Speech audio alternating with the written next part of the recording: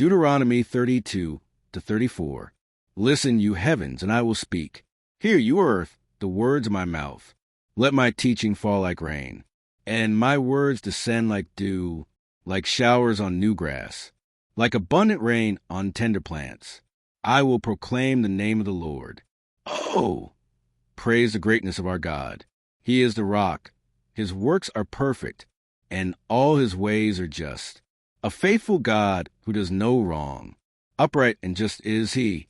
They are corrupt and not his children. To their shame they are a warped and crooked generation.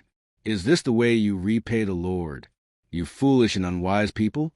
Is he not your Father, your Creator, who made you and formed you? Remember the days of old. Consider the generations long past. Ask your father, and he will tell you, your elders, and they will explain to you. When the Most High gave the nations their inheritance, when he divided all mankind, he set up boundaries for the peoples, according to the number of the sons of Israel. For the Lord's portion is his people, Jacob his allotted inheritance. In a desert land he found him, in a barren and howling waste. He shielded him and cared for him. He guarded him as the apple of his eye, like an eagle that stirs up its nest, and hovers over its young, that spreads its wings to catch them, and carries them aloft. The Lord alone led him. No foreign god was with him. He made him ride on the heights of the land, and fed him with the fruit of the fields.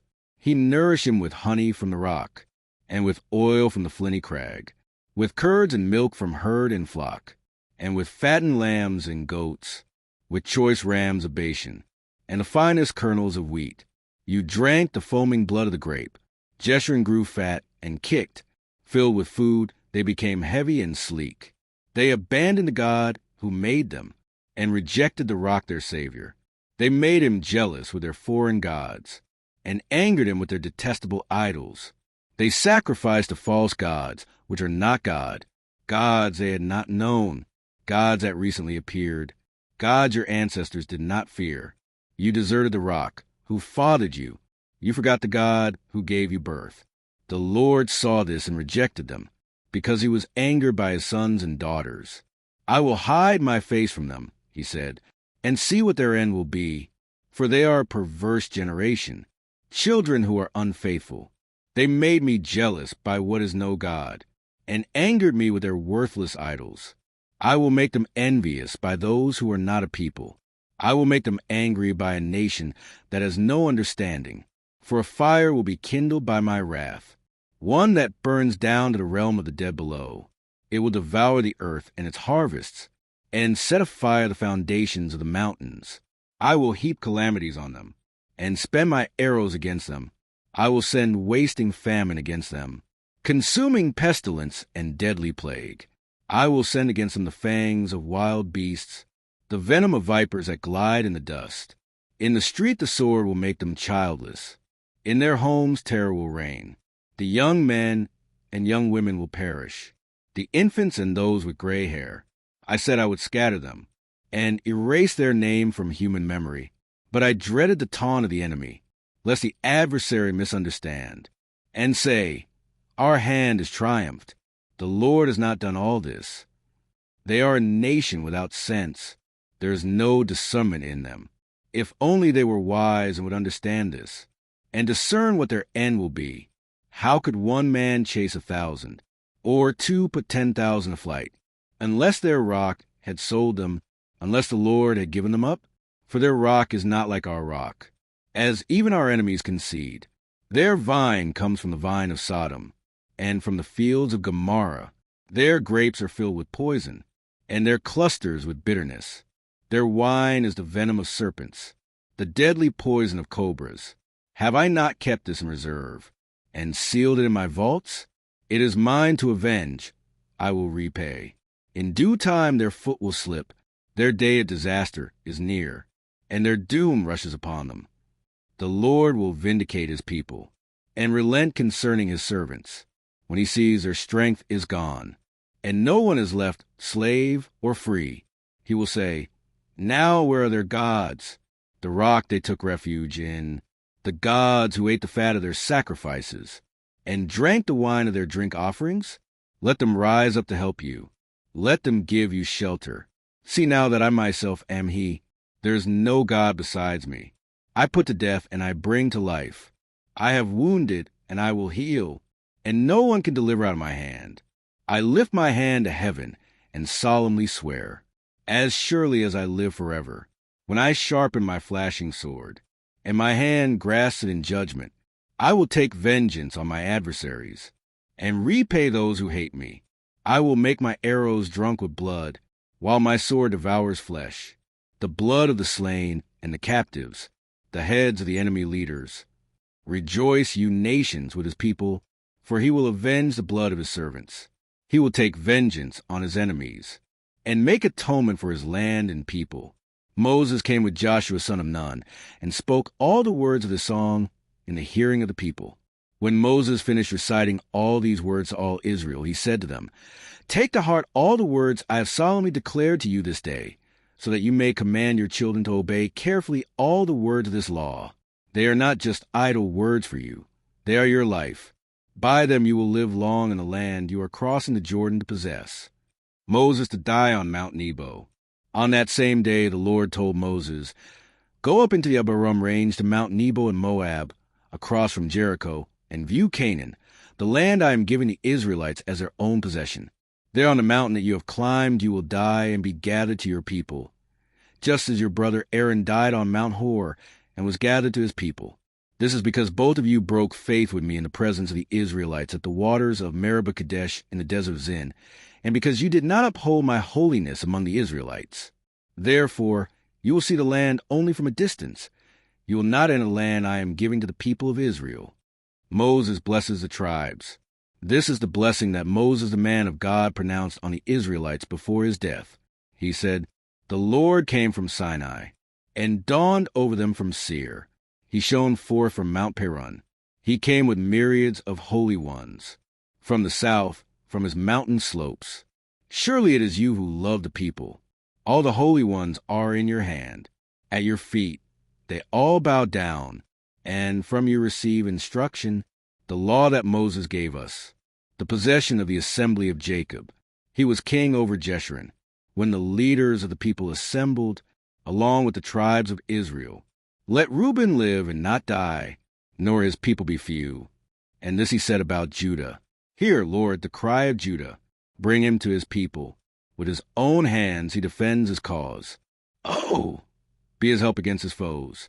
About Levi he said, Your Thummim and Urim belong to your faithful servant. You tested him at Massa. You contended with him at the waters of Meribah. He said of his father and mother, I have no regard for them.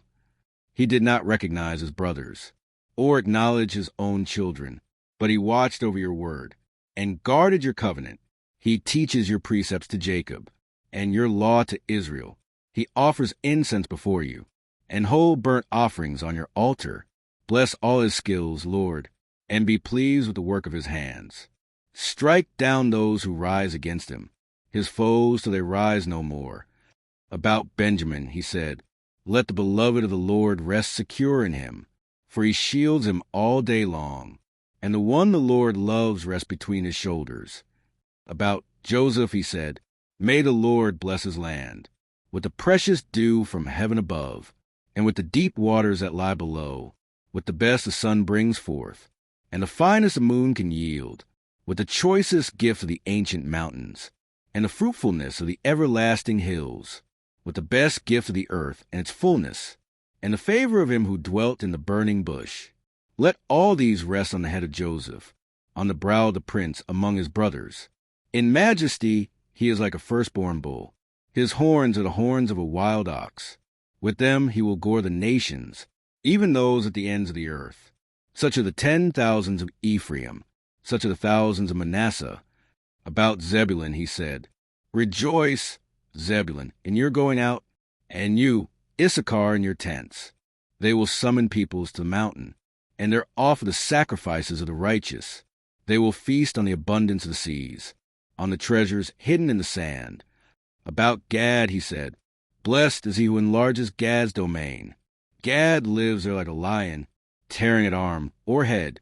He chose the best land for himself. The leader's portion was kept for him. When the heads of the people assembled, he carried out the Lord's righteous will and his judgments concerning Israel. About Dan, he said, Dan is a lion's cub, springing out of Bashan. About Naphtali, he said, Naphtali is abounding with the favor of the Lord, and is full of his blessing. He will inherit southward to the lake. About Asher, he said, most blessed of sons is Asher. Let him be favored by his brothers, and let him bathe his feet in oil. The bolts of your gates will be iron and bronze, and your strength will equal your days. There is no one like the God of Jeshurun, who rides across the heavens to help you, and on the clouds in his majesty. The eternal God is your refuge, and underneath are the everlasting arms. He will drive out your enemies before you, saying, destroy them. So Israel will live in safety. Jacob will dwell secure, in a land of grain and new wine, where the heavens drop dew. Blessed are you, Israel, who is like you, a people saved by the Lord. He is your shield and helper, and your glorious sword. Your enemies will cower before you, and you will tread on their heights. The death of Moses. Then Moses climbed Mount Nebo from the plains of Moab to the top of Pisgah, across from Jericho. There the Lord showed him the whole land, from Gilead to Dan, all of Naphtali, the territory of Ephraim and Manasseh, all the land of Judah, as far as the Mediterranean Sea, the Negev and the whole region from the valley of Jericho, the city of palms, as far as Zor. Then the Lord said to him, This is a land I promised on oath to Abraham, Isaac, and Jacob when I said, I will give it to your descendants. I have let you see it with your eyes, but you will not cross over into it. And Moses, the servant of the Lord, died there in Moab, as the Lord had said. He buried him in Moab, in the valley opposite Beth Peor. But to this day no one knows where his grave is. Moses was 120 years old when he died, yet his eyes were not weak, nor his strength gone. The Israelites grieved for Moses in the plains of Moab 30 days, until the time of weeping and mourning was over. Now Joshua son of Nun was filled with the spirit of wisdom, because Moses had laid his hands on him. So the Israelites listened to him, and did what the Lord had commanded Moses. Since then, no prophet has risen in Israel like Moses, whom the Lord knew face to face, who did all those signs and wonders the Lord sent him to do in Egypt, to Pharaoh and to all his officials and to his whole land. For no one has ever shown the mighty power or performed the awesome deeds that Moses did in the sight of all Israel.